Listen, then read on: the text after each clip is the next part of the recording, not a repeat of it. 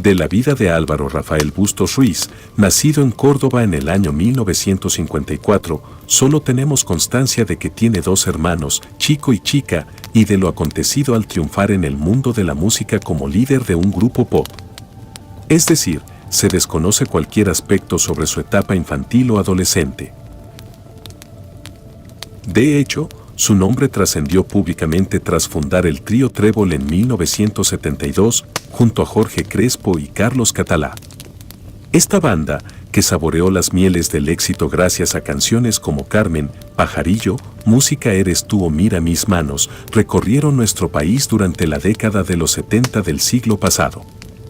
Sin embargo, 5 años después, la formación se disolvió y sus miembros cayeron en el olvido. Excepto Álvaro. Nuestro protagonista era el vocalista de Trébol y quiso probar suerte en solitario como cantautor.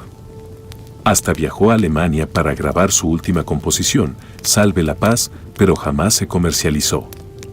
Con el fracaso a las espaldas, el joven decidió regresar a su tierra natal, a casa de sus padres, cita en el número 14 de la calle Santa Eulogio, muy próxima al Arco del Portillo.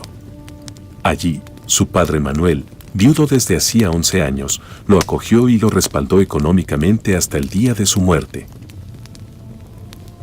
Su círculo cercano siempre vio a Álvaro como aquel muchacho simpático, con carisma y don de gentes. Afirmaron que era una buena persona y que caracterizaba un semblante pacifista y conciliador ante los conflictos. De ahí su última canción, Salve la Paz. Pero, tras regresar a Córdoba, algo cambió. Álvaro empezó a obsesionarse con el mundo de la brujería, la magia negra y el exorcismo, a hacer acopio de libros de esta temática, incluida la Biblia satánica, de Anton Sándor Lavey, fundador de la Iglesia de Satán, y a construir su propio mundo de tinieblas en la parte superior de la casa.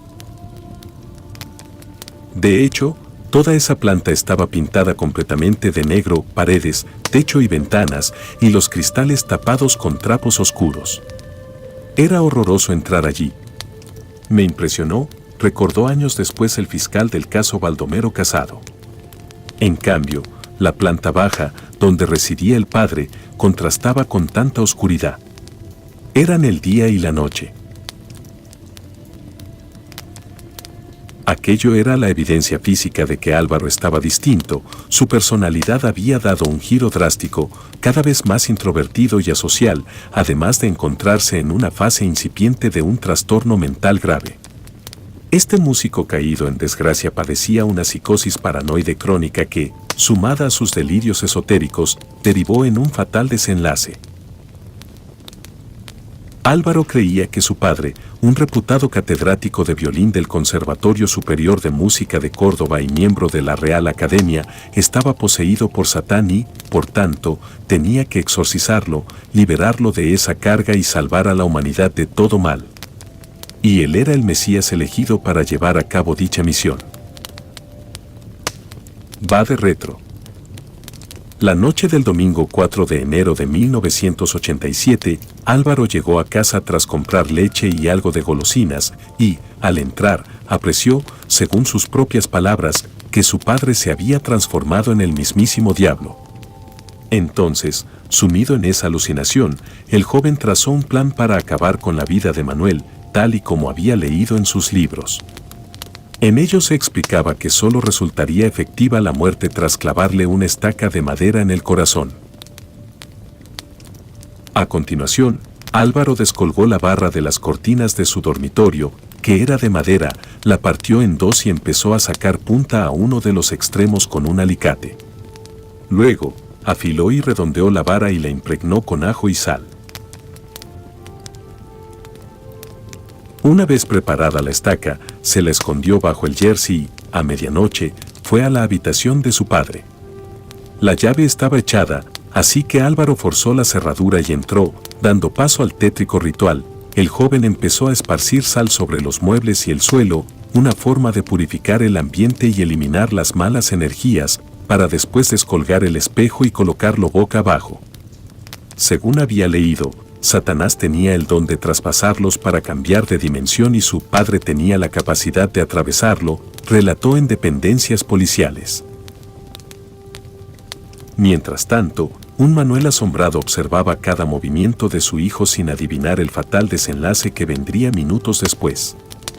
Álvaro se acercó a su padre y le invitó a reflexionar sobre sus actos. Manuel, ya asustado ante el cariz que había tomado la conversación, trató de huir sin éxito. Álvaro arrojó violentamente a su padre contra el suelo de una patada, ambos forcejearon y, cuando el joven logró ponerse encima, sacó la estaca de madera y se la clavó directamente en el corazón. «Va de retro, Satanás. Va de retro», gritó al tiempo que cometía el crimen. El certero golpe seccionó el corazón de Manuel, además de los pulmones y la columna vertebral. La gravedad de las heridas le causaron una muerte instantánea. Las 24 horas siguientes, Álvaro permaneció vigilante junto al cadáver de Manuel, quería evitar la reencarnación de Satanás. Después, envolvió el cuerpo en una manta y lo metió en su SEAT 127 rumbo a la Sierra Cordobesa. Su intención era quemar el cuerpo y esparcir las cenizas por el río Guadalquivir. De camino, encontró una finca, La Priorita, donde montó una pira funeraria hecha con tablones de madera y ramas.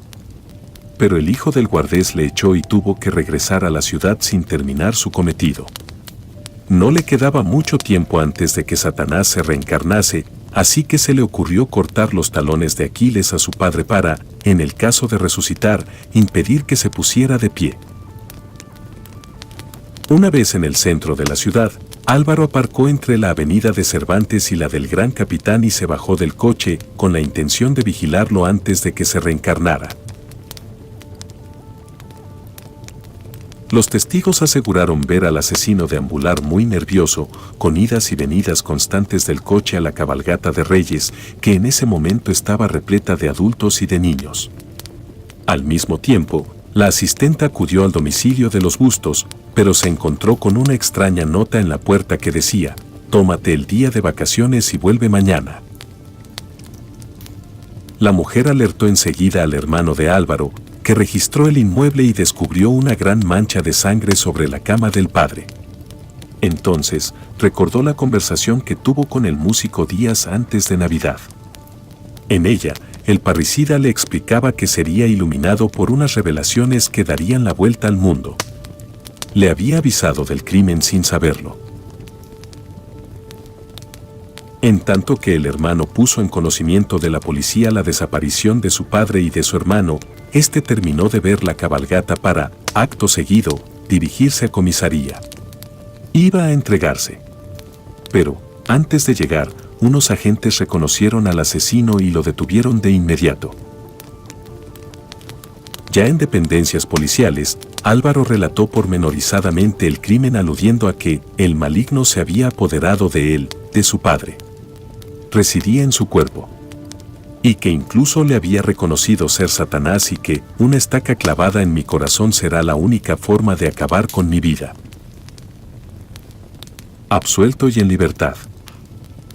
El 1 de julio de 1987 se celebró el juicio contra Álvaro Bustos, al que la prensa apodó como el exorcista de Córdoba, en la sección segunda de la Audiencia Provincial de Córdoba. Durante la vista, el acusado se ratificó de su declaración inicial realizada ante los investigadores y el juez instructor, y aseguró alegrarse por la muerte del diablo, aunque lloraba por la de su padre. Una de las declaraciones más interesantes en el estrado fue la del psiquiatra Carlos Castilla del Pino, quien lo evaluó una vez detenido. Según el experto, el joven padecía una psicosis paranoica crónica de la que es imposible que se recupere. En la mente de Álvaro Bustos existía la necesidad de matar a Satanás y, sumido en este delirio, cometió el parricidio. Tanto la defensa del parricida como el fiscal jefe de la Audiencia Provincial de Córdoba pidieron la absolución de Álvaro por enajenación mental y su internamiento en una institución psiquiátrica. 9 días después, la sala encontró inimputable al parricida y fue absuelto y enviado a un hospital especializado. Aunque en su expediente constaban las palabras de Álvaro, la misión está completa, lo cierto es que los psiquiatras temían por la vida de su hermana, de la que también dijo que el demonio habitaba en su cuerpo. Aún así, el exorcista de Córdoba fue dado de alta unos años atrás y nada más se sabe ni de su vida ni de sus delirios.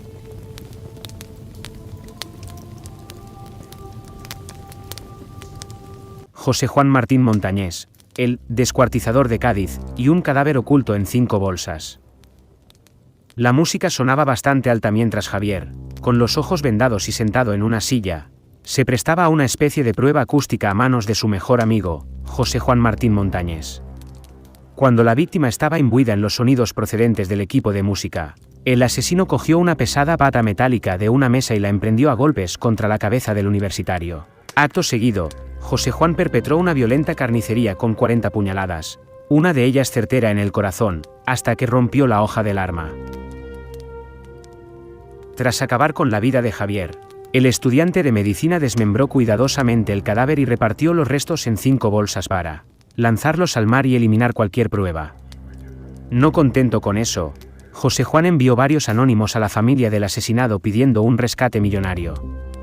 Así nació la figura del descuartizador de Cádiz, el criminal cuya historia estremeció a toda la sociedad española. Toda la infancia juntos. Víctima y verdugo eran amigos desde niños cuando coincidieron en el Instituto de Cortadura, en la provincia de Cádiz, donde cursaron bachillerato en los años 70. La relación era tan estrecha entre José Juan Martín Montañés y Javier Suárez Samaniego que pasaban mucho tiempo juntos, visitaban con frecuencia sus respectivos domicilios y mantenían una cordial relación con los padres del otro. Eran lo que podríamos denominar amigos íntimos. Javier era hijo del arquitecto gaditano José Luis Suárez Cantero y sus compañeros de clase lo recuerdan como un chico simpático, inteligente, bueno, aunque algo tímido. En cuanto a los estudios, Javier siempre obtuvo buenas calificaciones. Se sacó el bachiller y empezó la carrera de Derecho, aunque posteriormente cambió a Ciencias Económicas. Parece ser que esta decisión estuvo motivada por una especie de crisis religiosa. Permanecía durante horas enfrascado en la lectura de la Biblia, lo que le llevó a un aislamiento total donde no se comunicaba ni con familiares ni amigos. Algo similar le pasó también a José Juan por aquella misma época. El muchacho, hijo de un subinspector de la Policía Nacional ya retirado, también cayó en una etapa de introspección y misticismo que le llevó a interesarse en demasía por los testigos de Jehová. Todo apuntaba a que ambos jóvenes habían caído en las redes de estas creencias antitrinitarias. De hecho, los compañeros de José Juan siempre lo veían como una persona un tanto extraña. Era un chico raro, que lo contaba todo fríamente, sin inmutarse por nada. Y, aunque no tenía problemas para socializar, su forma de actuar evidenciaba una clara falta de empatía. Es más, José Juan destacaba por tener una inteligencia prodigiosa. Se podría decir que era superdotado, porque a la par que cursaba la carrera de medicina, también la compaginaba con las de Historia y Derecho, esta última a través de la UNED. Además, José Juan se había independizado y vivía en un edificio de apartamentos construido por el padre de su amigo Javier, ubicado en la calle Villa de Paradas de la capital gaditana, y muy próximo al paseo marítimo. El estudiante apenas tenía relación con los pocos vecinos que moraban en el inmueble, por lo que pasaba todavía más desapercibido. De ahí que nadie denunciase los gritos y los ruidos procedentes durante la noche de autos. La tarde del 21 de enero de 1989, José Juan se presentó por sorpresa en la casa de Javier, ambos de 22 años, quien en ese instante se disponía a montar en bicicleta. El aspirante a médico necesitaba ayuda para montar una mesa de ping-pong, afición que ambos amigos compartían desde la infancia. Una vez en el interior del apartamento, intenté ser amable, para que pudiese vivir bien sus últimos minutos. Le invité a una copa, confesó José Juan con enorme frialdad al ser detenido, y le propuso someterse a una prueba de acústica. Entonces, le sentó frente al radiocasete, le vendó los ojos y la música empezó a sonar a todo volumen. En ese instante, José Juan cogió la pata metálica de una mesa que había rellenado de arena para hacerla más pesada y contundente y, situándose a la espalda de la víctima, la emprendió a golpes contra la cabeza. El amigo cayó de bruces contra el suelo, pero como todavía seguía vivo, José Juan agarró un cuchillo y se lo clavó entre la cuarta y la quinta costilla intercostal en busca del corazón. Quería provocar un paro cardíaco de forma rápida, aseguró a sabiendas de sus conocimientos médicos. Sin embargo, la muerte de Javier no fue tan rápida y silenciosa como esperaba, así que decidió acuchillarlo una decena de veces para que no sufriera, en torno a 40 puñaladas, pero lo hizo con tal grado de violencia que rompió la hoja del cuchillo y lo tiró a la basura. Una vez muerto, colocó una bolsa de basura en la cabeza de Javier, no quiero verle la expresión. Digo, ahora voy a tener esta imagen grabada no sé cuánto tiempo. A continuación, arrastró el cadáver hasta la bañera. Lo dejó desangrarse y se limpió las manchas de sangre para proceder a la segunda parte del plan. Enviar 2 cartas escritas a máquina y dirigidas a la familia de Javier en las que avisaba de su secuestro. Pedía un rescate de 12 millones de pesetas, unos 72.000 euros, e informaba de cómo tenían que entregar dicha cantidad. En este caso, pidió que ingresaran 3.000 euros semanales en una cuenta de la Caja de Ahorros de Cádiz porque, de no cumplir con las exigencias referidas, recibirían el dedo seccionado del estudiante. En cada misiva, por cierto, José Juan siempre habló en plural como maniobra de despiste. Una vez enviadas las cartas, José Juan regresó a su domicilio y procedió al descuartizamiento del cadáver cuyas partes introdujo en 5 bolsas, a excepción de las manos, que guardó en un frasco grande con formol y escondió bajo un somier en la terraza. Al concluir el desmembramiento, el asesino se quitó su ropa y la introdujo junto con la de la víctima en otra bolsa para deshacerse de ella.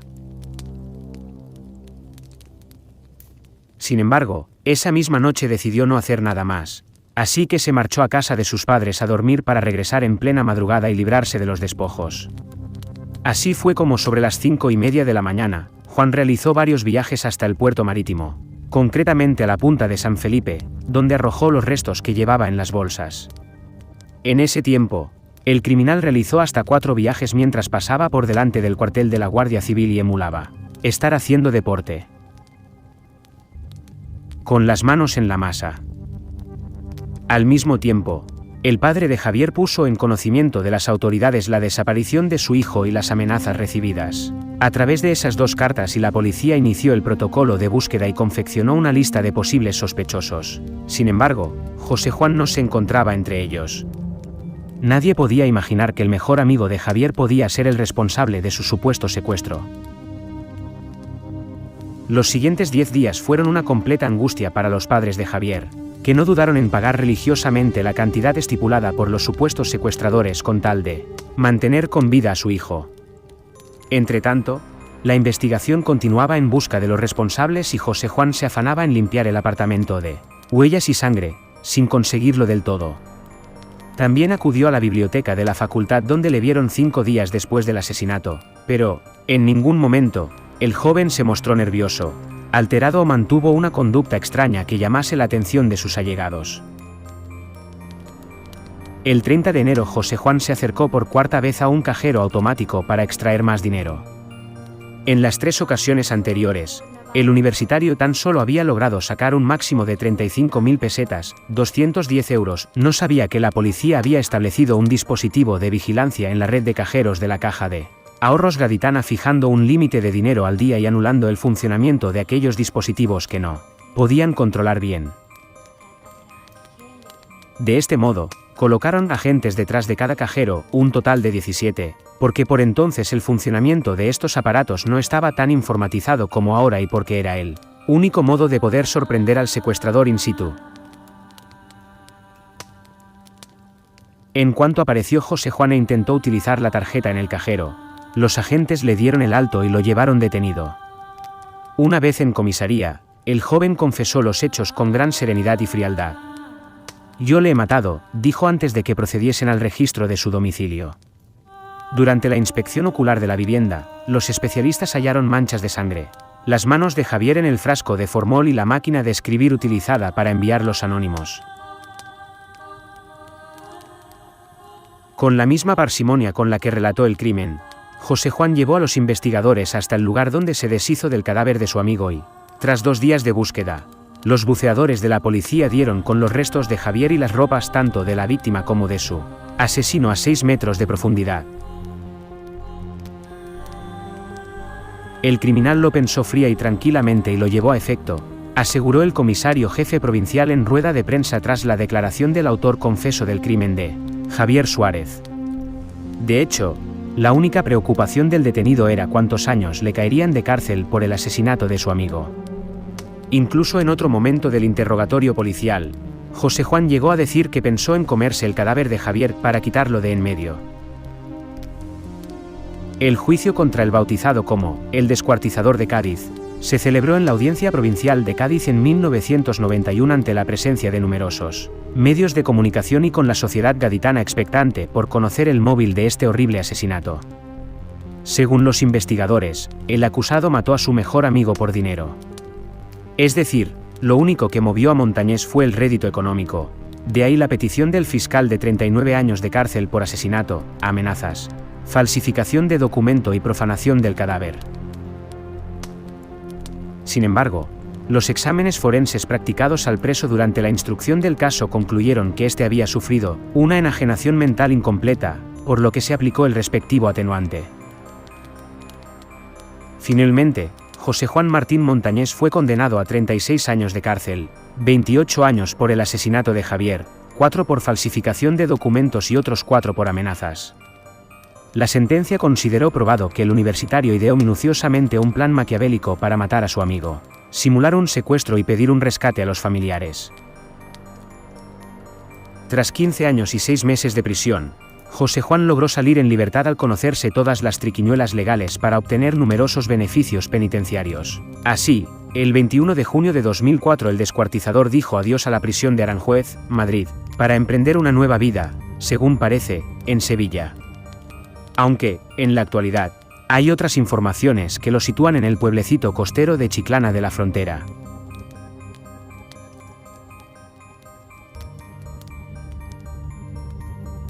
Fue un impactante suceso que conmocionaría a la España de la década de los 80 en el que se darían cita muchos ingredientes propios de una película de suspense, aunque con tintes muy macabros. Se especuló mucho en torno a este crimen, que incluso llegó a ser relacionado con las actividades empresariales de Enric Salomó, el empresario catalán condenado por la masiva intoxicación con aceite de colza que costaría la vida a varias decenas de personas. Surgieron teorías de la conspiración, nunca demostradas y solamente un condenado, un joven introvertido y solitario, cuyo nombre abriría los informativos de las principales cadenas de televisión y radio de aquella España que parecía estar tomando un nuevo rumbo, al tiempo que se consolidaba como un Estado democrático. A lo largo de 15 días la familia Salomó Mestre vivió con la incertidumbre de cuál podría ser el paradero de María Teresa Mestre, una mujer de 44 años, que había sufrido algunos problemas de salud que le habían hecho incluso requerir los siempre controvertidos servicios de curanderos en busca de algún remedio de carácter natural, quienes incluso llegarían a estar, aunque de una forma un tanto vaga, en el punto de mira de la policía para tratar de resolver un asunto que se planteaba como un gran rompecabezas. En aquel mes de enero de 1984, cuando tuvo lugar el crimen, el clan familiar, intrigado por la suerte que podría haber tenido la segunda cabeza de familia, recibiría una carta escrita a máquina en la que le solicitaban 25 millones de pesetas en concepto de rescate. La misiva sería fundamental a la hora de resolver el caso. 15 días después de la desaparición de María Teresa Mestre, el 24 de enero de 1984, trabajadores del Servicio Municipal de Limpieza de Cambrils, Tarragona, encontraron en torno a las 2 de la madrugada 3 bolsas en las que había repartidos restos humanos. Después de dar cuenta a las autoridades del macabro hallazgo, los forenses dictaminaron que aquellos restos pertenecían a la mujer que había desaparecido el 9 de enero de 1984. Concluyendo que se encontraban ante un crimen, cuyas causas se desconocían, a pesar de que se iniciaría un largo reguero de especulaciones al tratarse de la esposa de un empresario que en aquellos momentos se encontraban en prisión por su relación directa con el aceite de colza desnaturalizado que había costado la vida a varios centenares de personas en España, en tanto que otras sufrirían graves secuelas de por vida. No sabía escribir a máquina. La carta que había dirigido el autor del crimen a la familia de María Teresa resultaría clave para solucionar el caso. El inspector encargado del mismo dedujo de sus investigaciones que quien había enviado la misiva no sabía escribir a máquina. Tras leerla y releerla insistentemente llegó a la conclusión que quien realmente había dado muerte a la esposa del empresario de la colza era alguien próximo a la familia. Consideraba que se trataba de una persona joven, que muy probablemente fuese de confianza de la familia, principalmente de sus hijos, que se encontraban todos en torno a la veintena. Unos días más tarde se dirigió a casa de un joven de 22 años, Ángel Emilio Mayalló, quien no se encontraba en ese momento en el domicilio familiar. Le explicó a su madre que estaba investigando el asesinato de María Teresa Mestre y que precisaba una máquina de escribir para anotar algunos nombres. La mujer le facilitó la que habitualmente empleaba su hijo, así como unos folios que eran prácticamente idénticos al que se había utilizado para dirigir la carta a la familia exigiendo un rescate por la mujer. La investigación avanzaba y se iban atando cabos. Antes de abandonar el domicilio del criminal, este llegó a casa, siendo entonces cuando el inspector amablemente lo invitó a tomar un café en el Hotel Gaudí, muy próximo a la vivienda de Mayalló. Antes de entrar en materia, estuvieron hablando de diversos aspectos, entre ellos de fútbol y otros asuntos banales. En un momento dado, el policía le habló del crimen que le había costado la vida a la esposa de Enrique Salomó, siendo entonces cuando el muchacho se derrumbó y terminaría confesando que había sido él quien había dado muerte a María Teresa Mestre. Detención. La detención de Ángel Emilio Mayalló se produjo el 26 de marzo de 1984. En comisaría, después de haberse derrumbado ante la habilidad del inspector, contaría con todo lujo de detalles cómo se produjo el crimen. El mismo tuvo lugar en un apartamento de los Salomó Mestre, prácticamente contiguo a otro que tenía la familia de su verdugo, después de que la mujer lo encontrase en las escaleras cuando regresaba de hacer unas compras. Tras una breve conversación, en la que todo parece indicar que hubo una gran tensión, el asesino propinó un golpe a su víctima con una llave tubular de neumáticos, lo primero que se encontró, en la cabeza después de haberle asestado una bofetada que la derribó sobre el suelo de la vivienda. Posteriormente, arreglaría el domicilio, recogiendo cuidadosamente las pertenencias de su víctima e introduciéndolas en una maleta de doble fondo. Más tarde trasladaría el cuerpo hasta su apartamento. Luego de dar una vuelta por la playa, y llegando a pensar incluso en entregarse a la policía, regresaría hasta el local donde había abandonado a su víctima, cuyo cuerpo yacía sobre la bañera. Sin embargo, antes de confesar, prefirió deshacerse de aquel incómodo bulto, troceándolo en 4 partes para introducirlas luego en 4 bolsas que arrojaría a un vertedero, no contando en ningún momento que fuesen a ser descubiertas de manera ocasional por terceros. En julio de 1985 Ángel Emilio Mayalló sería condenado a 21 años de cárcel, acusado de un delito de asesinato con alevosía. Asimismo, debería indemnizar con 11 millones de pesetas a la familia de María Teresa Mestre. Con su condena se cerraba uno de los crímenes más intrigantes de la década de los años 80 en España, aunque no la carrera delincuencial de un muchacho que incluso perpetraría un robo a mano armada en agosto del año 1991, cuya condena sería muy superior a la de su primera fechoría. Otros 26 años de cárcel. En julio del año 1992 Ángel Emilio Mayalló sería condenado a 26 años de cárcel por haber asaltado una sucursal de la Caixa en Lérida el día 29 de agosto de 1991, cuando gozaba de un permiso penitenciario por la buena conducta que había manifestado a lo largo de los 7 años que llevaba de cautiverio por el asesinato de María Teresa Mestre. Además, debería hacer frente a la suma de $500,000 de pesetas en concepto de multa por los delitos de robo, toma de rehenes y lesiones. A todo ello se sumaba el hecho de la agravante de reincidencia, no observando, como en el primer caso, la atenuante de enajenación mental incompleta.